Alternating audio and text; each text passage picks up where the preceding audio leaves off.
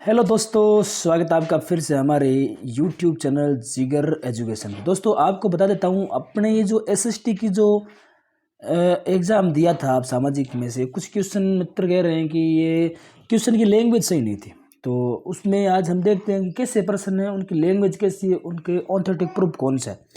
जैसे ये देखो, पहला क्वेश्चन हमारे सामने है कि भारत की पहली महिला मंत्री कौन थी। मतलब इसमें सीधा एग्जिट क्या पूछा है कि भारत की पहली महिला मंत्री थी वो कौन थी। भारत की पहली महिला मंत्री, वो भी कौन सी, केंद्रीय मंत्री, ये पूछ रहे। और ऑप्शन में इनमें दिया है विजय लक्ष्मी पंडित, सरोजनी नायडू, मीरा कुमार और अमृत कौर। अधिकांश मेरे मित्रों ने इसमें या तो विजय लक्ष्मी पंडित की ओर अपना ध्यान दिया या अमृत कौर की ओर ध्यान दिया, और दोनों में से कन्फ्यूजन था कि किसको सही माने। हालांकि इसके अंदर जो राइट आंसर है वो राइट आंसर अमृत कौर को माना गया था।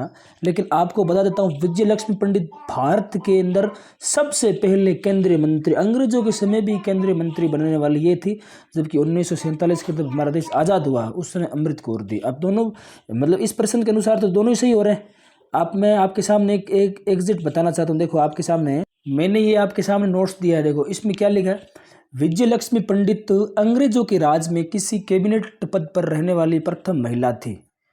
यानी अंग्रेजों के समय प्रथम महिला इसी को मानेंगे। यहाँ पूछा क्या गया है, यहाँ पूछा है कि भारत की प्रथम जो मतलब ये जो मंत्री थी वो राजकुमारी अमृत कौर थी। यानी ये स्वतंत्र भारत की प्रथम महिला थी। ठीक है, अब अपने जो प्रश्न था उसको एक बार देखेंगे कि यहाँ पूछा क्या है, भारत की पहली महिला केंद्रीय मंत्री, इतना ही पूछा है ना। उन्होंने पूछा है कि स्वतंत्र भारत की पहली महिला मुख्य केंद्रीय मंत्री, ना ये पूछा है कि जब भारत आज़ाद नहीं हुआ था उस समय की है। तो मुझे लगता है यहाँ पर दो डाउट है, विजय लक्ष्मी पंडित के रूप में और अमृत कौर के रूप में। अब देखते हैं कि आने वाले दिनों में कि इसके अंदर क्या एग्जिट उत्तर मानती हैं। दोस्तों एक क्वेश्चन ये पॉलिटिकल का भी था, जिसके अंदर कई विद्यार्थियों ने माथापच्ची की है और अंततोगत्वा उन्होंने संघ सूची कर दिया, कुछ ने राज्य सूची भर दिया, कुछ ने समवर्ती सूची भर दिया। लेकिन अभी भी ये कन्फ्यूजन है कि इसको माने तो क्या माने। देखो इसकी लैंग्वेज देखेंगे तो भारतीय संविधान में शिक्षा किस सूची का विषय है। अब सीधा एग्जिट क्या पूछा है, भारतीय संविधान का पूछा है। यानी education is the subject of which list in the Indian constitution. और यहाँ पर आपको बता देता हूँ कि भारतीय संविधान के अंदर तो इसको हम राज्य सूची के रूप में मानेंगे। ठीक है, जब भारतीय संविधान बन गया था। लेकिन आपको याद है संविधान के अंदर एक संविधान का संशोधन होता है 1942, उसमें फिर ये समवर्ती सूची के रूप में क्या है शामिल कर दिया। यानी अपने को ये ध्यान रखना पड़ेगा कि अब भारतीय संविधान के अंदर शिक्षा को किस सूची के रूप में शामिल करेंगे, ये दोनों के रूप में हम यहाँ पर शामिल। देखो मैं आपके सामने एक क्वेश्चन देख इसका डाउट करता हूँ। देखो ये मेरी बुक के अंदर एक मतलब लैंग्वेज थी, यहाँ पर देखो ये स्पष्ट लिखा है, पहले शिक्षा राज्य सूची के दिन आती थी, तो इसका मतलब राज्य सूची सही है। लेकिन 42वें संवैधानिक संशोधन अधिनियम 1976 के बाद शिक्षा एक समवर्ती सूची विषय बन गया, जो केंद्र सरकार के इस कानून बनाने में सक्षम बनाती है। ठीक है, और 86वें संविधान संशोधन अधिनियम 2002 के बाद शिक्षा का अधिकार एक मौलिक अधिकार बन गया, जो राज्य के लिए शिक्षा प्रदान करना अनिवार्य है।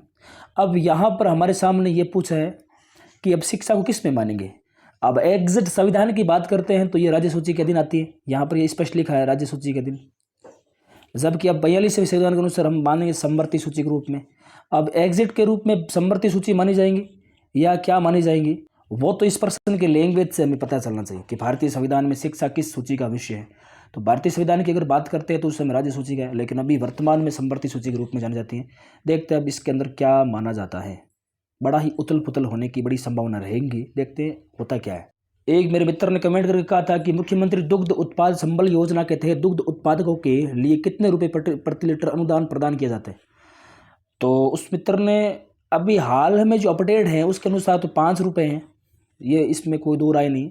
वर्तमान में मुख्यमंत्री दुग्ध उत्पादकों के 5 रुपये का अनुदान दिया जाता है। लेकिन एग्जिट लाइन सीधी सीधी पूछिए, मुख्यमंत्री दुग्ध उत्पादन संबल योजना के तहत दूध उत्पादकों के लिए प्रति लीटर अनुदान प्रदान किया जाता है। तो अब यहाँ पर एक मैं आपको फैक्ट दिखाता हूँ। देखो फरवरी 2019 में ये योजना जब आई थी उस समय पशुपालकों को 2 रुपये प्रति लीटर अनुदान था। 1 अप्रैल 2022 में ये 3 रुपये, इसमें 2 में 3 रुपये और मिलाकर 5 रुपये का कर दिया। ठीक है, अब यहाँ पर इस प्रकार से साल 2022 के बाद के अंदर हम इस 5 रुपये के अनुसार ही मानेंगे। लेकिन यहाँ पर दो ऑप्शन, देखकर कुछ विद्यार्थियों को डाउट हो गया कि यहाँ पर 2 माने या 5 माने, 2 माने या 5 माने, 2 माने या 5 माने।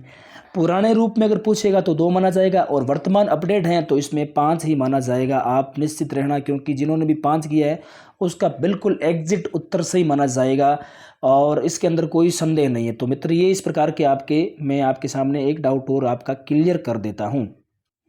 एक क्वेश्चन यहाँ पर देखेंगे, बिलारा चुना पत्र क्षेत्र में स्थित नहीं है, यानी ये बिलारा जो चुना पत्र है राजस्थान चुने पत्र के रूप में प्रथम स्थान रखता है पूरे भारत में। अब यहाँ पर क्या पूछा, बिलाड़ा चुना पत्र कहाँ स्थित है। अब एग्जैक्ट से देखें तो बिलाड़ा है जो वर्तमान में जोधपुर में बिलाड़ा तहसील है, आपको पता है। लेकिन यहाँ पर बिलाड़ा चुना पत्र पूछा है ना, तो अब यहाँ पर हमें ये पता करने के लिए पता लगाना पड़ेगा कि इसमें नहीं पूछा है, हो सकता है इसमें पूछने से है, लेकिन ये अब किस क्वालिटी से प्रश्न पूछा गया है। अब नए के रूप में हम गंगानगर को क्या कर लेते हैं, यहाँ पर शामिल नहीं करते हैं। क्यों नहीं करते हैं? क्योंकि गंगानगर थोड़ा अपना में क्या हो जाता है, अलग हो जाता है, जबकि बीकानेर, जोधपुर और नागौर ऐसे क्षेत्र है जहाँ पर हमें सीमेंट के रूप में चूना पत्थर, लाइमस्टोन, जिप्सम मिलता है। तो ऐसी स्थिति में हम गंगानगर को यहाँ पर क्या मानेंगे, गलत मानेंगे। जबकि यहाँ पर जोधपुर, बीकानेर और नागौर को इसके रूप में मानेंगे कि यहाँ पर लाइमस्टोन या चूना पत्थर के रूप में हमें मिलता है। एक मित्र ने कहा कि चरणदास की समाधि है ना, वो तो अपने अलवर मेवात में, ये इस प्रकार का प्रश्न अलवर में है। नहीं, आपको ध्यान करना, ये दिल्ली के अंदर ही है।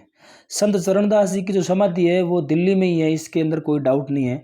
कुछ मित्र कह रहे थे हमने अलवर कर दिया, क्या सही नहीं होगा। अलवर के अंदर आप मुख्य पीठ के रूप में मतलब अलवर के अंदर इनकी मुख्य पीठ भी दिल्ली में है, समाधि भी दिल्ली है, लेकिन अलवर में इनका जन्म ऐसा माना जाता है। लेकिन ये दिल्ली के रूप में, इसको आप स्वीकार करेंगे, सही है, इसमें कोई दो राय नहीं है।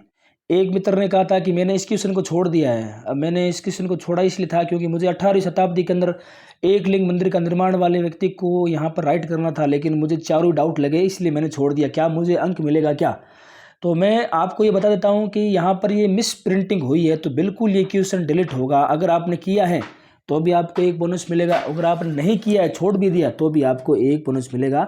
हालांकि इसमें 8वीं शताब्दी के अंदर मेवाड़ में एक लिंग मंदिर का निर्माण बप्पा रावल ने किया था, यहाँ पर 18वीं कर दिया, जिसके चलते कर्मचारी की जो कार्यशैली उस पर लोगों ने काफ़ी सवाल उठाए। एक मित्र ने मेरे को पूछा, चंद्रमा पृथ्वी का एक चक्कर कितने दिन पूरा करता है? तो मैंने यहाँ पर तो पहले आपको बताया था कि ये इसमें जो 27.5 वाला है वो कई ऐसे यूट्यूबर और साथ में ऑफिशियली की के रूप में लोगों ने इसको माना है। लेकिन अगर हम यहाँ पर एक प्रूफ देखें तो NCERT 6ठी कक्षा की एक किताब है, वहाँ पर एक एग्जिट लाइन मुझे मिलती है, मैंने वहाँ पर देखा था, और वो लाइन ये है कि आपको चंद्रमा पृथ्वी का एक चक्कर जो लगाता है वो पूरे 27 दिन पूरा करता है। यहाँ पर ये लाइन एज टू एज वहाँ पर दी हुई है। अब यहाँ पर अगर NCERT पेज पर अगर वो की जारी करता है तो यहाँ पर 27 ही मानेंगे, क्योंकि यहाँ पर 27.5 वगैरह कुछ दिया नहीं है। ये आपको बता देता हूँ, ये चलने वाली जो किताब है षष्ठी के अंदर 2022-23 के सत्र में, यहाँ पर ये 27 दिन में एक चंद्रमा पृथ्वी का पूरा चक्कर लगाता है, तो इसको यहाँ पर सही माना गया। लेकिन वहाँ पर अगर ऑप्शन में देखें तो इस प्रकार की कोई जानकारी मिलती नहीं है। यहाँ पर दो ऑप्शन थे, एक 27.5 था, एक 27। अब देखते हैं इसको क्या माना जाता है। एक मित्र ने मुझे पूछा, ये बीकानेर राज्य प्रजा परिषद की स्थापना कब होती है? तो यहाँ पर मैं आपको एक प्रूफ बताता हूँ। यहाँ आपको अगर दिख रहा है तो ये जो लाइन है अंतिम रूप में कि बीकानेर में लोक परिषद की जो स्थापना होती है वो 1936 में हुई है। तो ऐसी स्थिति में हमारे लिए एक अच्छे प्रूफ वाले क्वेश्चन है, हम आपत्ति दर्ज करवाएंगे अगर आपकी इस प्रकार का प्रश्न गलत माना जाता है। तो इसी प्रकार से हमारे चैनल पर आप बने रहेगा, जहां पर आपको मिलेगी नई लेटेस्ट खबरें, और हमारे चैनल का जो नाम है वो है जिगर एजुकेशन। दोस्तों, इस प्रकार का अगर आपको भी संशय है तो कमेंट करके हमें ज़रूर बताना। धन्यवाद।